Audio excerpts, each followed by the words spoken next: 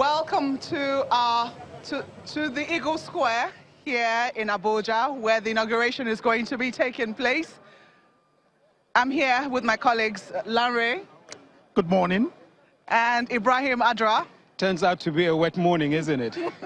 It was a wet night indeed, and I think that disrupted preparations again. They've had to set up again.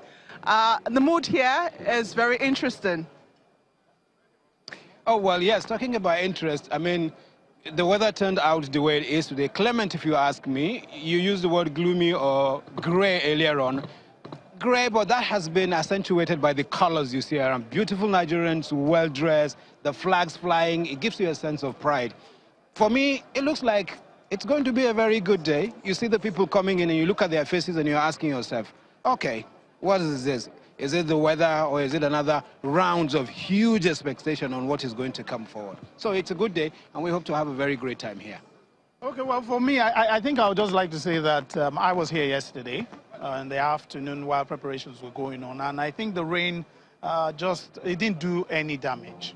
It appears to me to have put on some sort of a cool air to what may have been by now started getting warm and everything. So it's I think, a nice atmosphere to start this event. And if you look behind us, you see a lot of people are trying to make their way in, trying to find their seats, trying to understand where they will be for this historic event taking place here at the Eagle Square this morning. And if you'd like us to point out some major differences between what happened or what is happening today and what happened in 2015, especially since we have now been told that this event is going to be low-key, well, the difference is not so much, except that I think there will be no march past. We've been told that there's going to be a parade, but a static parade. The military band is already getting ready. I don't know if you can see them, but they're somewhere on the corner getting ready. Preparations are already going on. We see them already moving towards the parade ground. We hope to get somebody from the committee to tell us precisely what is going to happen here today. But Larry, you're holding a copy of the program. Yes, I am. And the breakdown looks like a very, you know, one of the things that has been the highlight of this event is the key word low-key, very low-key. And so if you look at the program, I think it illustrates and points to that. We're just going to have a large part of the program has been put to arrivals. We have arrival of members of the public. Yes, members of the public. We have chief executives of parastatals. We have heads of paramilitary and security agencies. We're going down to service chiefs, Inspector General of Police, members of the diplomatic corps. They're all making their way in, and behind us, some of them have already taken their seat. But the highlight for us is from 10 a.m. when hopefully this program will commence with the national anthem. Markwe. Well, and when it does, Larry, the key things that we're all looking forward to seeing here would be the swearing in proper, where the Mr. President, Mr. Vice President will be taking their oaths of offices. Then there is what they call lowering and hoisting of the national flag and defense flag, that is. Then the 21-gun salute, and then an advanced review. That's an abridged version of some sort of march past, where the military come forward a step further to listen to Mr. President speak. And then there will be an inspection of guard of honor. I'm not even seeing a speech in this program. Did you see any, Maokwe? I'm yet to find one. Well, from 10 a.m., let's quickly look at the program. From 10 a.m., you're seeing there the national anthem. At 10:05, you're expecting the opening prayers. At 10:15 is the swearing in of Mr. President. At 10:35, at the swearing of swearing in of Mr. Vice President does occur before the swearing in of Mr. President. That's the protocol. At 10:35 a.m., lowering and hoisting of the national and defense flag, the 21-gun salute, advance and review order. I'm not seeing a speech here. Well, would that be an oversight? Would there be an inauguration without a speech? Well, I think the question now is, will there be a speech? And I think that's part of what we'll look out for as this event happens. Traditionally, there is a speech. Traditionally, something Nigerians are really, really looking forward to. Well, gentlemen, one of the things you must remember today is that this time last year, or even 4 years ago when the president was first inaugurated, this day was also known as Democracy Day. And that has now been shifted to June 12, which we'll be expecting. I think most of the celebrations have now been moved to June 12.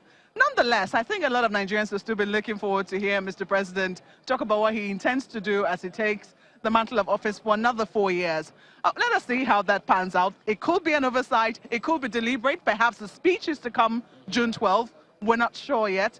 Perhaps if we get a member of the... He will tell us. But Mark, I would like to draw attention to people at home who are in Abuja. You know, part of what we observed coming here is that there is a lot of traffic. I know there were advisories put out as regards the issue of diversions, where you can't go where you shouldn't go, or where you may not be able to get to because of the event here.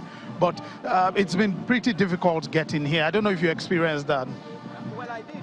They are not taking anything to chance. They have been very strict about enforcing and ensuring that people do not come through places where they are not supposed to. They are holding on tight to that. But then, in all fairness, there was an announcement a lot earlier about what diversions are going to happen. Whether the people heard those announcements and are going to abide by them or not, we don't know. But coming here, I also observe all those who are coming. I've been around, I've seen tags, you know, special places tagged for certain people to come and sit down. And I'm asking myself, is there a place set for maybe members of the opposition party or other parties? Would they be coming? Shouldn't they come? Isn't this a national event, you know, where you keep party differences? Haven't come this far. I'm just wondering, I'm just asking. I've looked around though, and I haven't seen anything. Well, one thing I can tell you, certainly, gentlemen, is that the colors of the All Progressives Congress are flying loud and clear at this event. Perhaps members of the party will be, or the government, the organizing committee will be telling us whether that's very deliberate. As Ibrahim pointed out, this is a national event. You can hear there very clearly, if you can hear the sound behind us. Because I just wanted to tell you, as a kid, this is what I used to look forward to. The march past. The soldiers in their uniform proudly marching past, and the band, you know, getting out very lovely rhythms that match the beat. So I think we just like to call attention to that now that the armed forces or the guards that will be on parade here are already marching out to take their position on the field for this event as it will pan out. And if you look at them, oh, lovely. I think lovely is the word I want to use. The coordination, the order, it's just beautiful to watch. Well, I sincerely hope that you can see what it is we're telling you about this morning. And if you can't, we hope that our cameras will be panning there shortly for you to be able to see. You can see beautifully what is going on there. Perhaps we keep quiet for a minute or two for you to appreciate what is playing out right here in Eagle Square.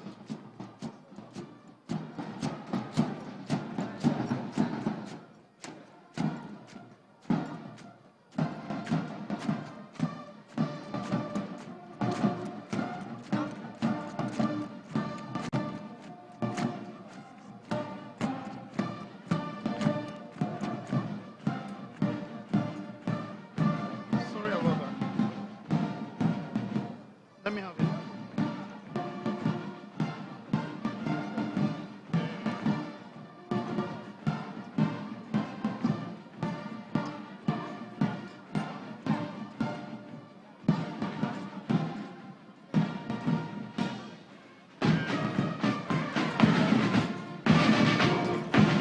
There we have them marching in the last group.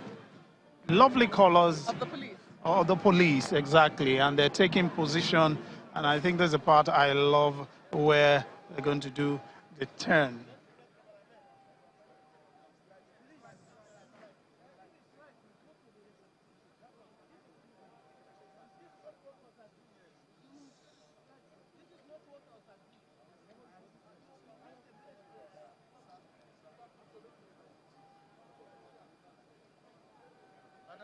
Good morning, boss.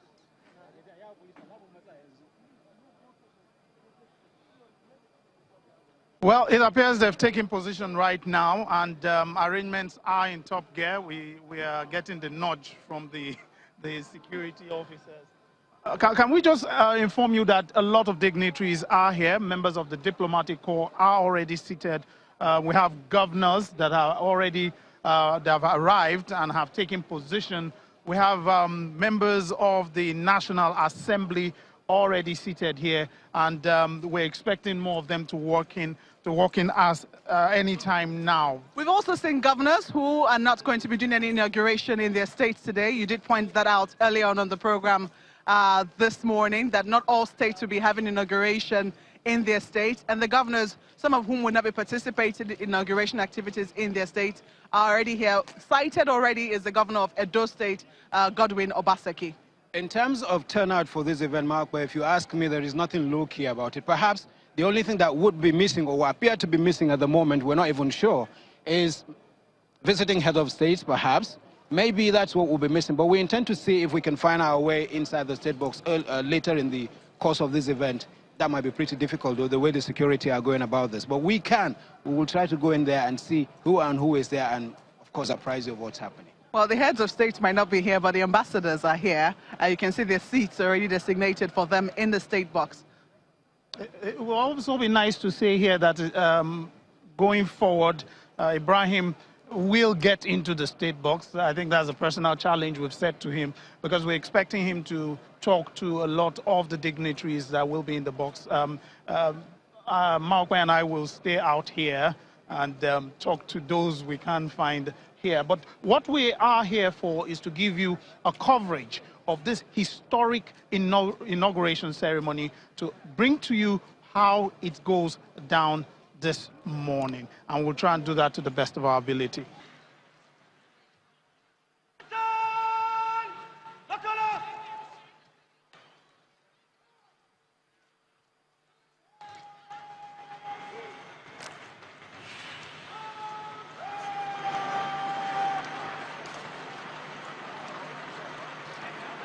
Please, the color parties prepare to take position on parade. Please, in absolute deference to the colors on parade, we are all please expected to rise. Please, wherever we are seated in the Eagle Square, please.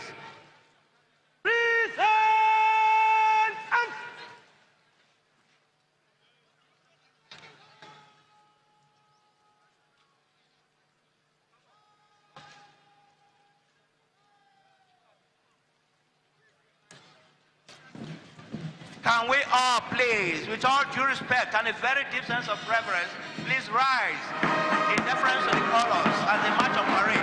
Officers, one of the civil salute, please. Thank you.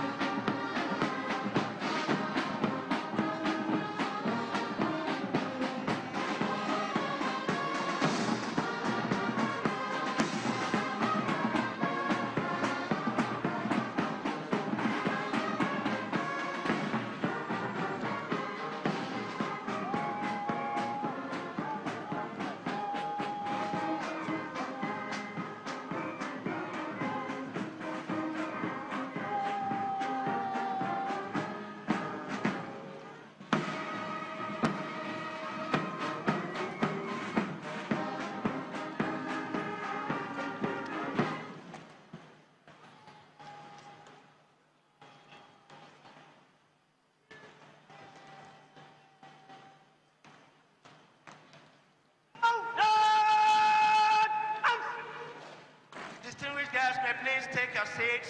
Thank you.